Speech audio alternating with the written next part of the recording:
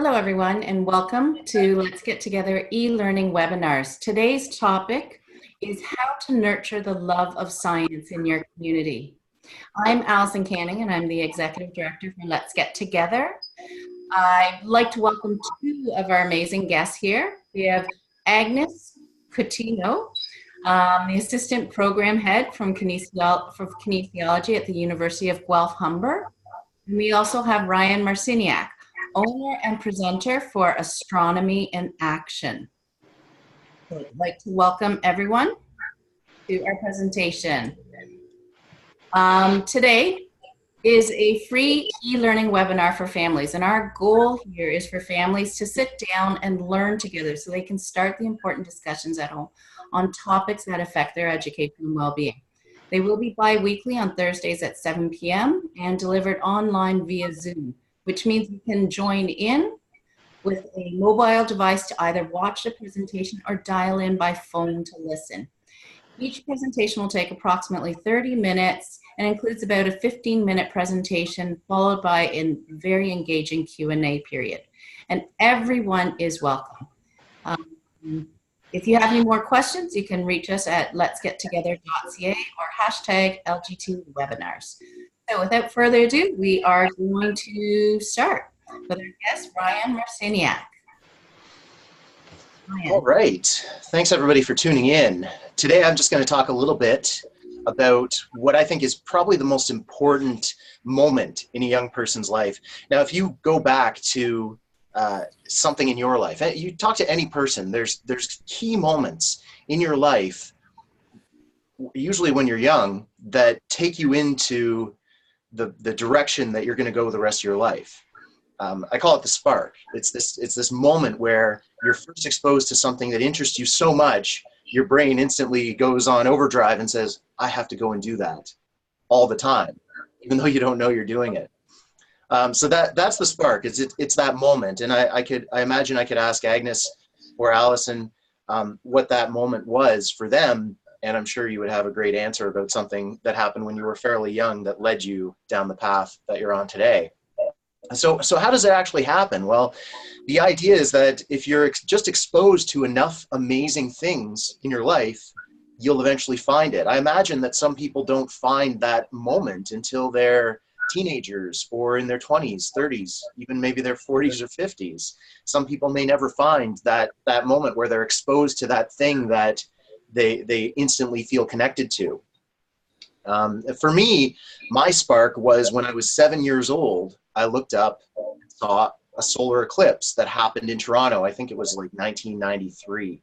And my teacher at the time brought us these welding glasses so we could look at it safely, because she had heard that you're not supposed to look at an eclipse. And that's only partly true, because you are looking directly at the sun, but this part would have been pretty safe. So I had welding goggles on as a 7-year-old looking at this eclipse, and I was so enthused about it, I decided, I asked my teacher, can I do a project on that? I just have to talk to people about it. And I did. I did a project in the 3rd grade completely unprovoked. So without getting any credit or anything. So that was kind of my big moment that said to me, I need to do astronomy for the rest of my life. And here I am, still going strong 25 years later. So what does the spark do? Well, just that. It leads you to that moment. It leads you down a path of how you're going to guide your life. You know, I never really knew what I would end up doing. I never really knew I'd end up doing planetarium programs. Like, if you asked me when I was 7 years old, I never would have said, oh, when I'm 30, I'm going to be doing full-size planetarium programs all across Ontario for kids and adults and whoever listens to me. No, I probably would have said, I don't know, but I really love space. And honestly, that's enough to really take you very far. So from the time I was 7 until the time I finished university, all I had was, I love space, and I love astronomy, and I'm going to stick with that.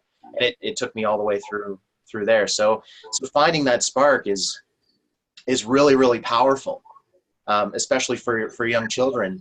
I have a bit of a story today, actually. I met a young lady who was in 6th grade. She came to one of my shows that I was doing, and after the show, she came up and asked me and said, you know, what kind of careers can I have if I'm interested in astronomy? And I was saying a couple things. I was like talking about how, you know, you really, it's a physics background, it's a problem solving background. But you can go and you can work at a big telescope. You can go I was mentioned something about a colleague of mine who is a geophysicist, and they actually study like how Mars, what the land on Mars is like by going to the deserts in Chile or into the Arctic, which is also a desert, Antarctica rather. And her eyes lit up, and she was like, "Wait, I could do that because I love the planets." I'm like, "Yeah, you can be a planetary scientist, or you could even work on as an astrobiologist, or there's so many things within these broad fields that you can do." You know, when I say astronomy and I love space, that is a huge open area left to explore. And Agnes, I could say the same thing about kinesiology. You could say, "Oh, I love exercise science," and that is a huge, again, open door into several thousand other doors as well. So if we move on to the next slide, we'll talk about how to actually generate that spark for your children, because that's kind of the hardest thing. And it really, for me, it comes down to three different things. The first thing is you have to encourage your children to be curious, and you have to be curious yourself. This goes kind of two ways, right? Encouraging curiosity and having them ask questions about the world. You know, a student who I talked to today, that young girl, she was curious about the universe. She was curious about what she could do with astronomy. She was curious about how I got to where I got. And that led to having this great discussion that took her into this place where I bet she has a stronger idea of what she really wants to do now. So having your children be curious and being comfortable with being curious, being comfortable with asking questions, and being comfortable with exploring the world around them, and not feeling like that's a bad thing, or that they should only explore certain areas and not others. That's really important. The next thing would be the diversity of experience. And so I used to work at the Ontario Science Centre, and I met a lot of parents there who they were members, which was great. They would come back on a regular basis, and their kids knew all the exhibits. They could probably name off word for word all the content on all the exhibits, which is wonderful. And they would come back and they would see some new things every time they came, and that was great. But I always encourage the parents to go one weekend to the art gallery, go one weekend to the Royal Ontario Museum, go one weekend and take a hike in nature. Not take a hike, but go into nature and just hike around and see what you can see and learn. Because all of those experiences, you don't really know which one of them will generate that spark in your child, because you don't know what their spark is, right? You don't know what their interest is, and they don't even know it either. So, but I mean, I can promise you they will recognize it when they see it. And then the last thing, of course, is finding a diversity of experts.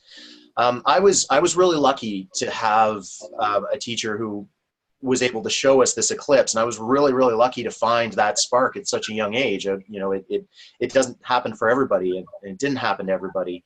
I actually grew up in the country outside of Toronto, and so those types of experiences were a lot more rare for me. I think I went to the Science Center once as a kid. I maybe got to go to the museum, the ROM, once.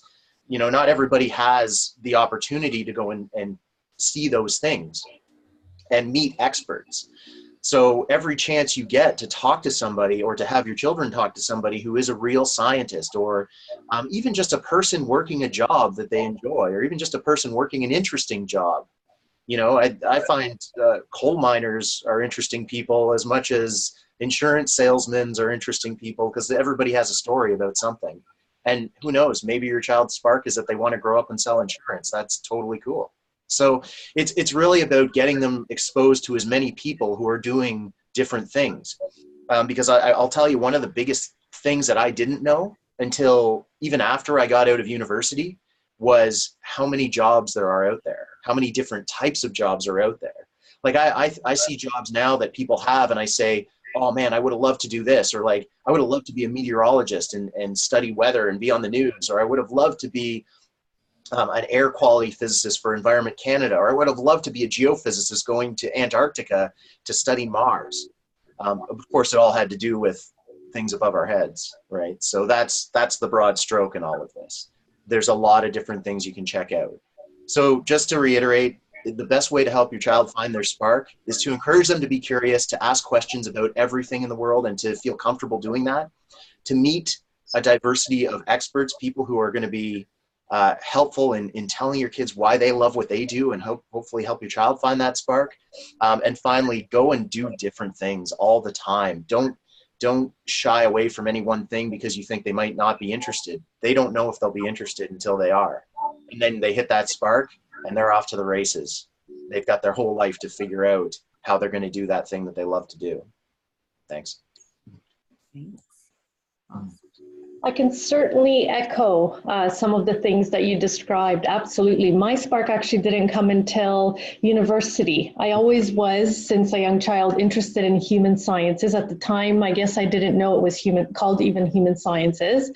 Nobody in my family worked in human sciences.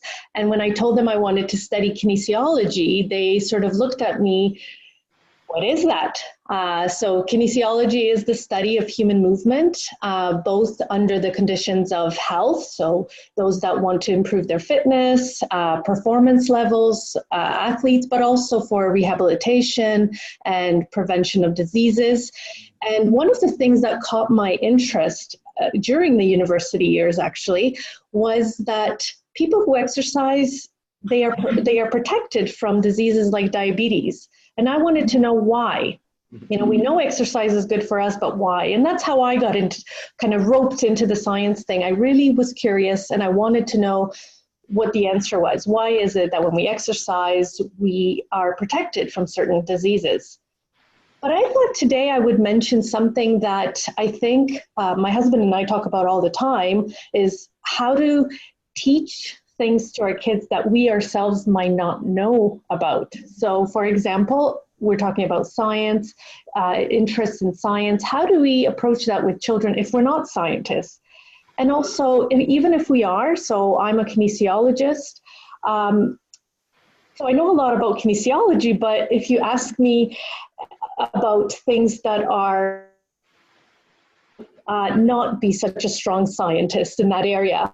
So I think this sort of topic is not just for people who are not in the science area and want to expose their children to this area, but for everybody, because we're not experts in everything and we don't know everything. And so echoing sort of on the thoughts, Ryan, that you presented about curiosity and wonder and inspiring that in children, I think also it's important to acknowledge this fear that we all may have of the unknown.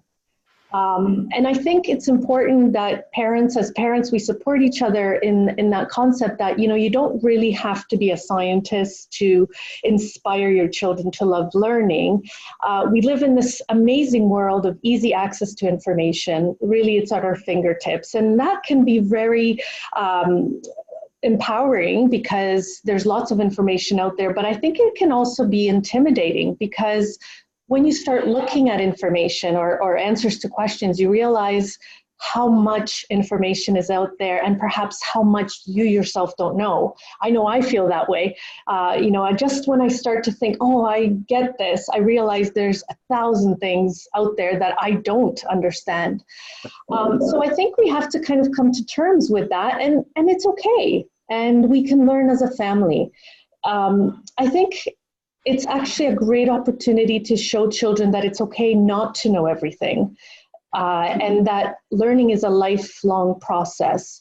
So even as an adult, if you don't know something, it's okay. And you just try to find the answer. And so I think it's an amazing opportunity when a parent is faced with a question that they don't know the answer to show their child how to find the answer. So rather than provide them the answer, so it doesn't really matter, do I know this or do I not know this? Well, let's look it up together. Why don't we go to the library? Why don't we use the internet together? Why don't we look it up in the newspaper? Showing children the skills to that they can then learn, develop, and practice with you, so that they are empowered with these tools, knowledge that it's okay not to know everything, and then a path and steps they can take to find that answer together. So if we could move to the next slide, hopefully I can tell you a little bit about an opportunity that is coming up in May, and it is actually an annual event. It's called Science Rendezvous, and it happens on the Saturday before Mother's Day every May. Festival. It actually takes place all across Canada with over 300 partners. It's a free, family-oriented, open house initiative where participating partners, academic institutions, literally open their doors and welcome the community to come and witness the science that happens inside of our classrooms. And this is a really great opportunity actually to follow on the things we're talking about today, to expose children to the different areas that are out there, to help them become curious, to potentially have an opportunity to speak to somebody that's working in that field or to speak to a student that's studying in that area. It's an opportunity for individuals of all ages, really, whether it's very young children or adults, just to learn something, as each activity is geared towards different age groups. There's going to be lots of hands-on activities and exciting demonstrations that really showcase that the science that happens all around us every day isn't necessarily a secret that's locked away only for scientists or those that have studied in that area, that actually it can be accessible, it can be interesting, and there's things that everybody can take away from. So I really encourage everybody that is interested in exploring different areas to come and visit us at the University of Guelph-Humber. And on the next slide, I can just share with you a little bit about some of the activities that we're going to have. So of course, Ryan, I don't know if you want to explain what we're looking at here. It's one of the most amazing and exciting stations that we'll have at Science Rendezvous this year. Yeah, this is my portable planetarium. Actually, my larger one. I have two.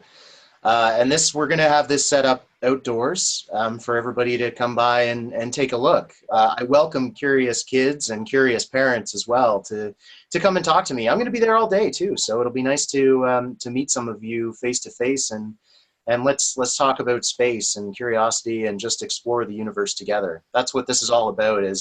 I've always said my philosophy is if I can tell enough people why the universe is great, why I love it, then hopefully they'll love it and see it the way I do. I am so excited. This is going to be, I think, my favorite part, and I'm really looking forward to it, and so is my family. So we're going to be there right in the first line. And one of the things that caught my interest in that photo, actually, if we can just go back one, is at first when I looked at it, I thought, okay, so it's this dome. And then I saw the basketball nets in the back, and I realized the size, the enormous space that, that you're going to create for us to experience the universe. It doesn't quite do it justice to see a photo. It's, I mean, it's 20 feet tall, which wow. I don't think is a lot, but that door that you're looking at is 7 feet tall. It is, it really doesn't do it justice. So you have to come out and actually see it. I'd love to meet as many people as possible at Science Rendezvous to come and take a look and see why planetariums are really important. I mean, I'm sure a lot of the parents actually, one of the comments I get often is the parents who remember the McLaughlin Planetarium at the Royal Ontario Museum, closed I think in 1995. Since then, the Greater Toronto area hasn't had a real full-size planetarium the likes of the Adler in Chicago or the Hayden in New York. And yet we're a huge, amazing city. And so that's part of my dream, my next spark as well, to find a way to bring a big planetarium back to our city. That's amazing. I can't wait to see it. I'm really excited. It's going to be fun. Yes, absolutely. So to tell you more about the event, so this is an annual event, as I mentioned, and it takes place all across the country, and we're so lucky to have it right here in Etobicoke, where at the University of Guelph-Humber, we are hosting the STEAM Big theme this year. And essentially what that means is, so the STEM, originally the science, technology, engineering, and math subjects. I think as all sciences and areas of studies are evolving and people are finding that networking between different professions, between different sciences, between different fields is so important, we're inserting arts into the STEM. So that's where the STEAM comes from.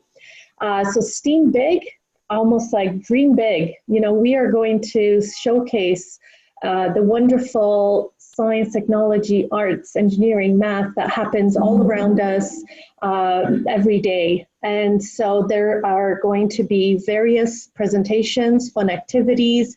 It's absolutely free. It's between 10 a.m. to 3 p.m. on the Saturday before Mother's Day.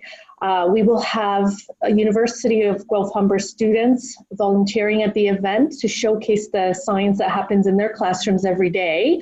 And yes, we will have the kinesiology students there that are going to showcase various aspects of human anatomy, some fitness testing, and an opportunity to look down a microscope and learn about blood cells, and lots of fun activities for kids.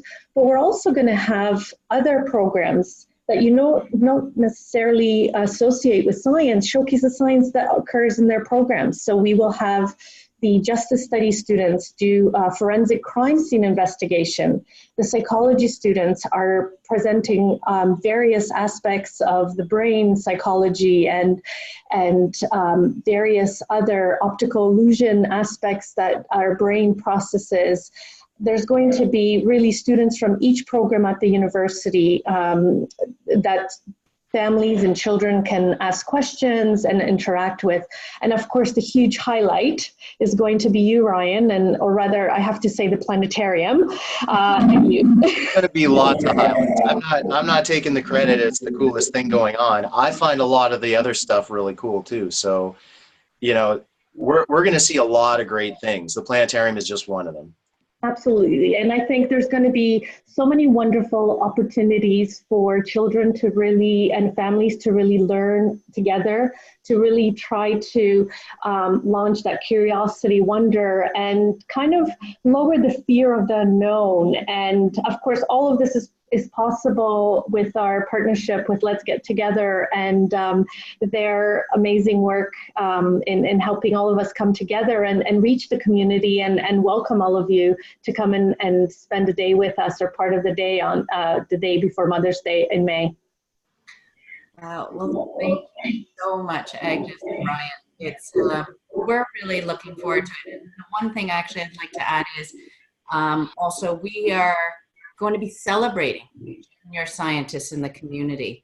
So part of this event is we've invited a few students from local schools in the community to display their project boards. So as a way to inspire but showcase the many talents that we have even in our community. So we there's something for everyone there.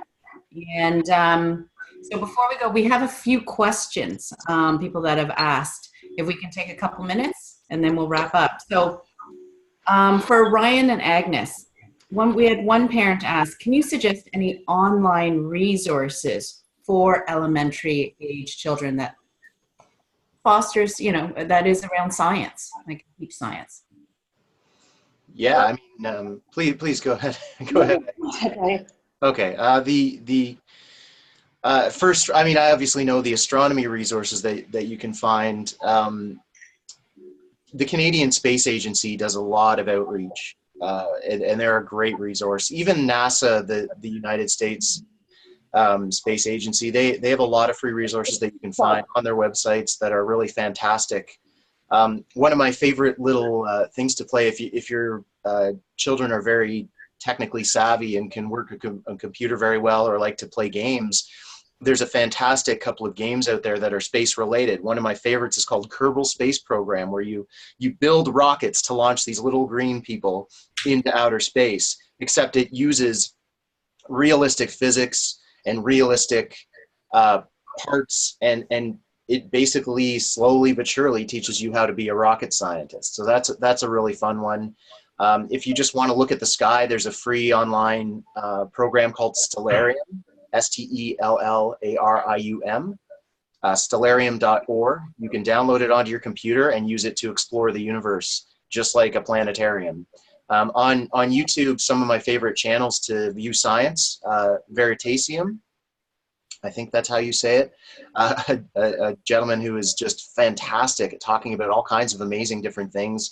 I think his video on the black hole got something like 35 million views. Really fantastic. And there's a couple of guys from Toronto who have a YouTube show called ASAP Science, ASAP Science. It might skew a little bit older as opposed to elementary school, but of course, any good parent is going to make sure they check that content before their children do.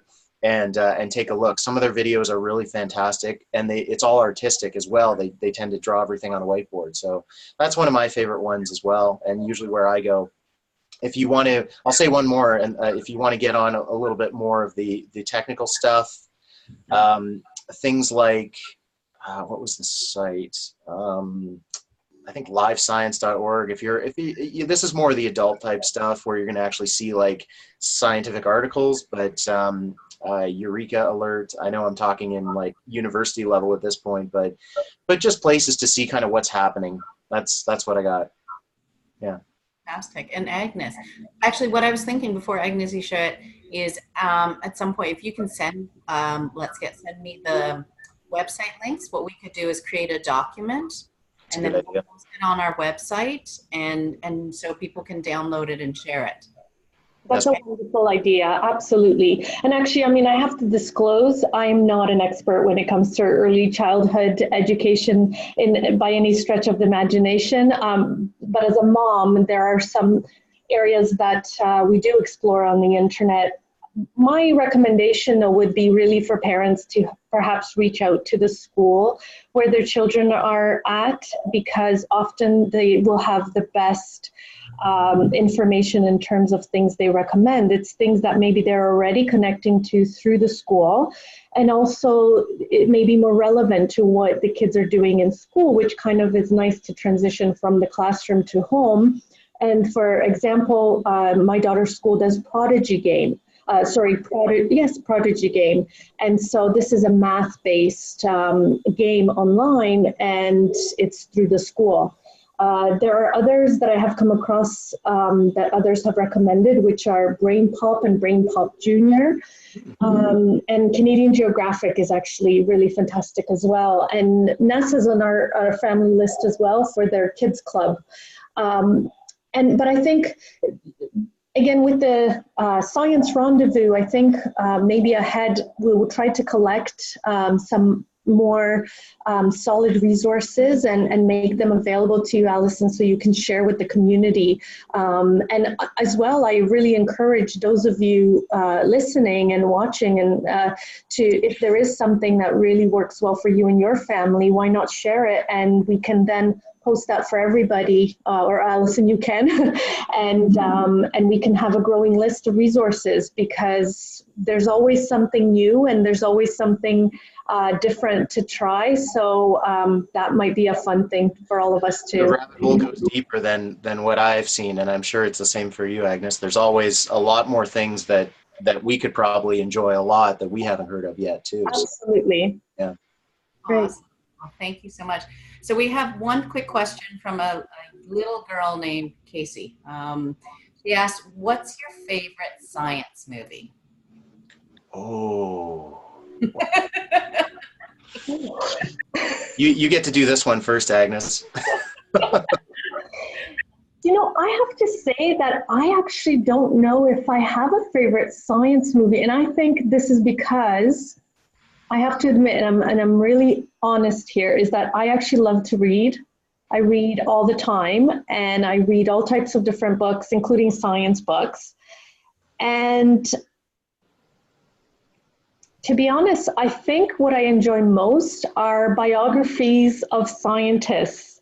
Not maybe not necessarily self-biographies, but just stories about the lives of those that we know as these famous scientists that have achieved so much. But when you read the stories, you really learn that they are just people with everyday problems and worries and amazing moments in their lives that shape who they are and the way they got to where they are. And I think for me, that's always been really inspiring, even now as an adult and being a scientist myself.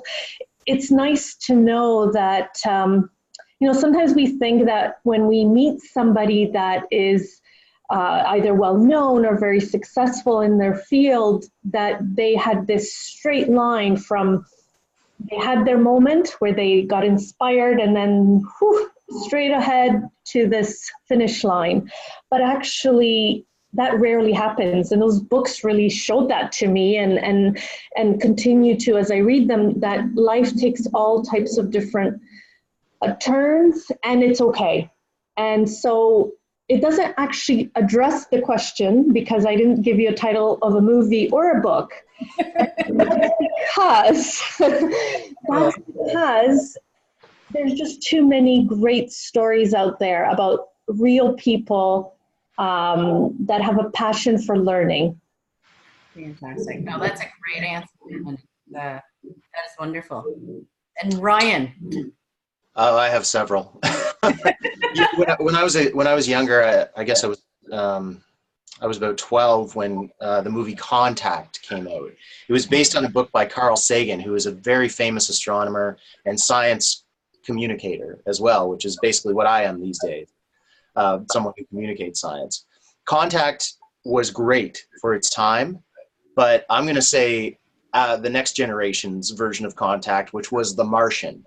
The Martian was an incredible film. It had everything you would want. It had some challenge and some excitement. It showed that you could science the heck out of things and do really cool, amazing things to survive with your knowledge when things look really bleak. So I have to say The Martian, but I am going to give a shout out, because I love documentary film. I have to give a shout out to Planet Earth, the BBC documentary series, Planet Earth 2, which I think the first one was 2006. The second one was 2016. It was 10 years.